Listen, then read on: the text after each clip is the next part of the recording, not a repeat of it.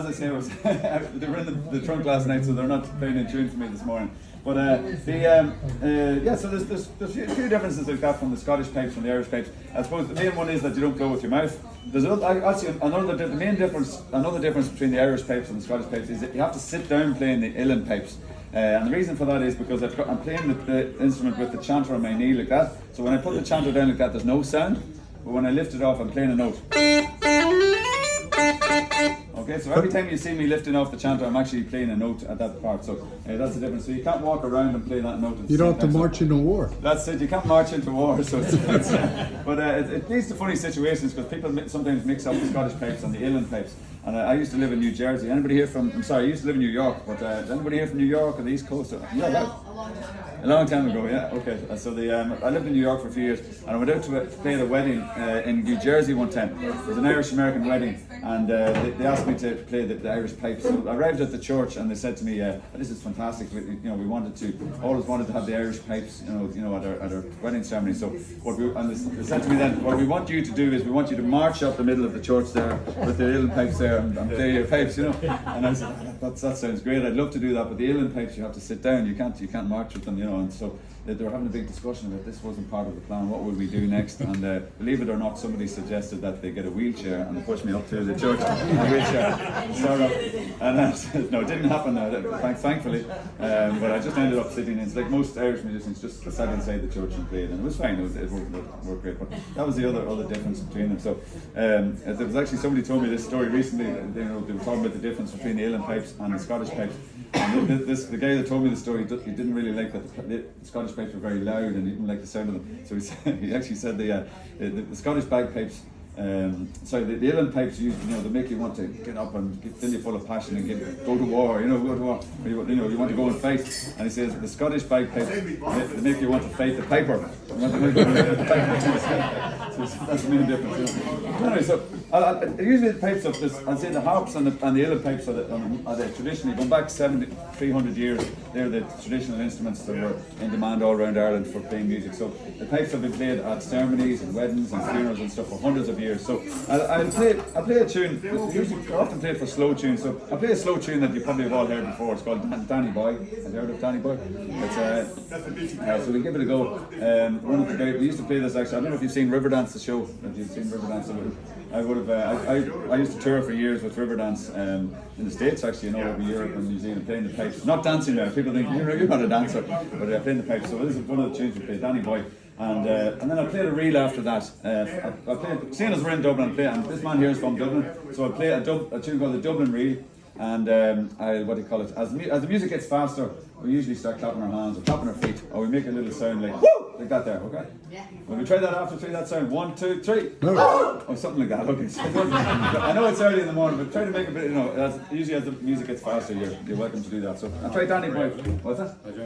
Yeah, absolutely. Yeah. So Danny Boy first.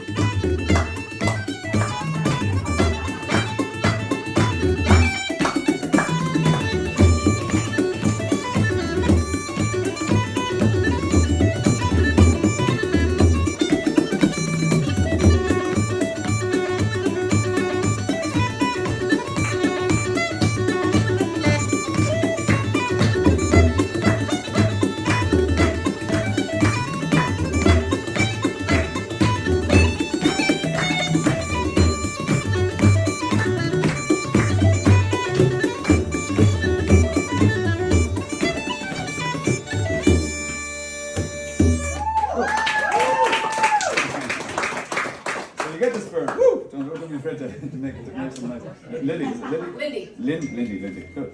So that's the uilleann pipes. Has anybody got any questions about the uilleann pipes at all, or they're kind of some of the musicians that I play with, sometimes they say I talk too much about the pipes. You could talk for a long time about them. Like you mightn't have seen the uilleann pipes up close like this before, but you've definitely heard them before. They're very prominent in a lot of famous movies. Titanic, the movie, has a lot of uilleann pipes music.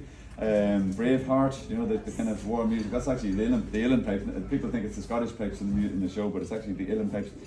Rob Roy and lots of shows like that. So you've definitely heard it before. So that's the uilleann pipes for you. Anybody any questions at all?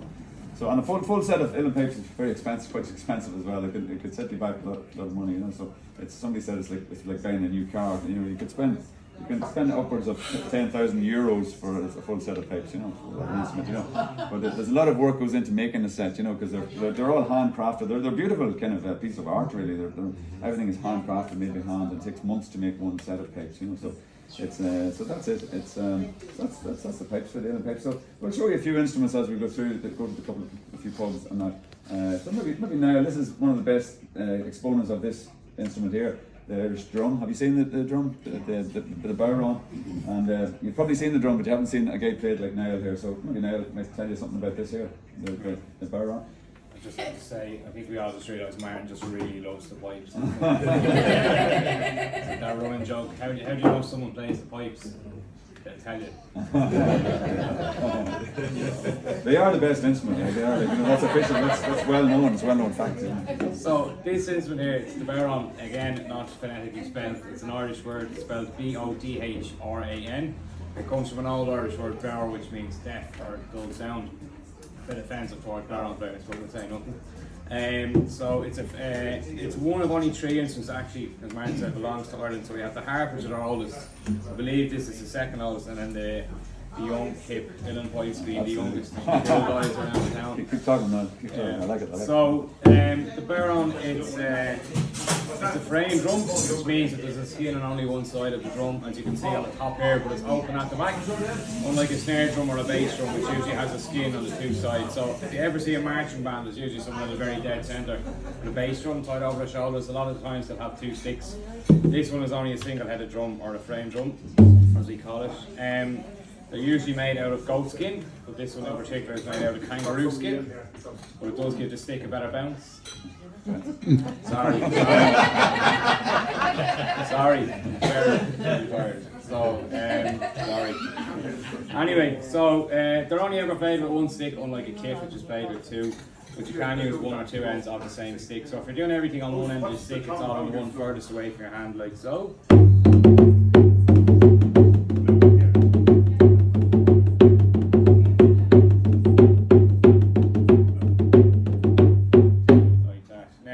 Martin were doing a gig yesterday and they gave me a big round of applause for that bit there.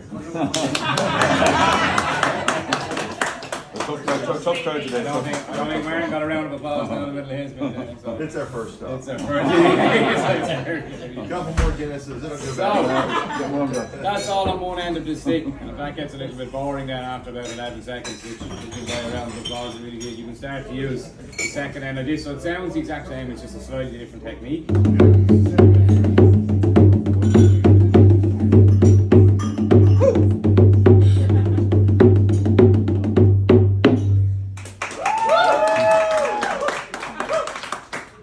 Starting to kick in now. So, if that was too exciting for anyone, I'd recommend to leave the room because we're really about to go through the roof for this next bit now. So if you want to get different sounds out of the bodhrán, you place your hand on the skin at the back. So if you were to hold the side like this or leave it open all day, it would sound the same. That's your lowest note available when your hand is off the skin. But when you put your hand in on the skin, you can move up and down then to get the different sounds.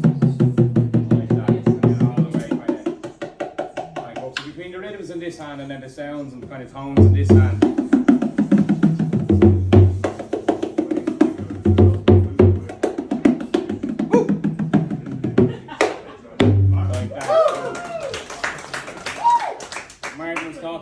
Handcrafted uilleann pipes, and it is, in fairness, it's a particular skill, and they can cost 10 or 15,000 euro. Bodhráns can go to highs of about 500 euro. and you can buy them in shops as toys as well. So we're kind of not at the same level as the Uilleann pipes yet, but they're getting slightly more advanced as we go on. So I'll play something for you now, and I hope you enjoy it.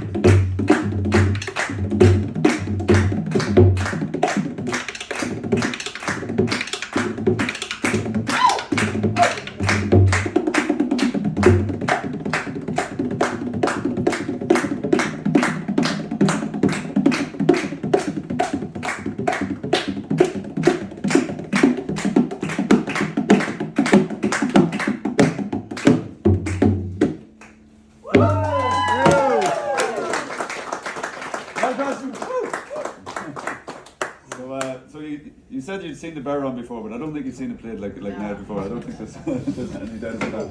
But it's fantastic, yeah. Mighty stuff all together. So as Niall was saying, the Baron is kind of some people buy it in shops over the years and years. That people can buy it fairly inexpensively in shops, and they walk into music sessions with other musicians and they start beating it and banging it and stuff like that. And sometimes it can get a bad reputation among other musicians. They kind of say, "Geez, I can't play with a bad player," But there's kind of a lot of jokes actually about the Baron over the years that have built up in traditional music. There's the very famous Uilleann piper called Seamus Ennis. He's probably one of the most famous pipers, and he was asked one time, he didn't really like the Baron, and he was asked, what's the best way to play the Baron? Because you can play it with your hand as well as the stick. And he was asked, what's the best way to play it? And he said, the very best, the only way to play the Baron is with a knife, with a pen knife. so that's the end of that. But there's a friend of ours, he's a great Baron player, he's from a place called Cavan. His name's Kevin from Cavan. But he lives in Dublin, and he bought a really expensive Baron. All the bells and whistles, with all the little screws and stuff like that. Pretty top of the range Baron, very expensive. He was going about his business one day in Dublin in the city, and he left the Baron in the back seat of his car. Okay, so he headed off around the city, and then he remembered, he thought to himself, "Gee, because that's quite an expensive instrument I have in full view in the back of the car. I better go and put it into the trunk." So he went back to his car, and as he was approaching the car, he realised that the back window was smashed. So he was horrified anyway. So he went over to the car anyway and looked in the back window, and somebody had put 10 more Barons into the back seat of that. So there you go. So there's a lot of sometimes it gets a bad rap, but in the hands of guys like Niall, it's a different instrument altogether, So that's training does it take like to learn? How long's the training? It's supposed to run for years. I'm playing music well over 20 years anyway, and since we were kids, a lot of us start off playing a tin whistle. We're going to show you in the next pub the tin whistle, and then we move on to another instrument. We graduate on to something like the Baron, and then people graduate from the Baron on the second years as well. So Niall's recently graduated onto the banjo, from the Baron. So, but I suppose the way they talk about the 10,000 hours of to become, you know, really good at something, you have to put in the 10,000 hours. I suppose a lot of musicians would put the 10,000 hours into practice, and you know, it kind of it's a tradition that grows up in communities and families and stuff like that. You know, I would have learned from my cousin and my family play, neighbours and stuff like that. You know, and we learn from each other, and it's an oral tradition as well. So we generally, as you can see us playing, we're not reading the music, so we learn by ear. We learn from learning from somebody else. You know, and it's kind of it's passed from generation to generation. It's a nice thing that we have. It's all over the country as well, the music. So that's it. So we might try a song. You know, Lindy's a great singer, so we kind of I'm not a singer. I don't know who told you I sing. Shane was telling us he was a singer. Shane doesn't tell any lies. Shane is so who wants to see Lindy singing? Who wants to see it? I don't even know how to sing. Sings both definitely.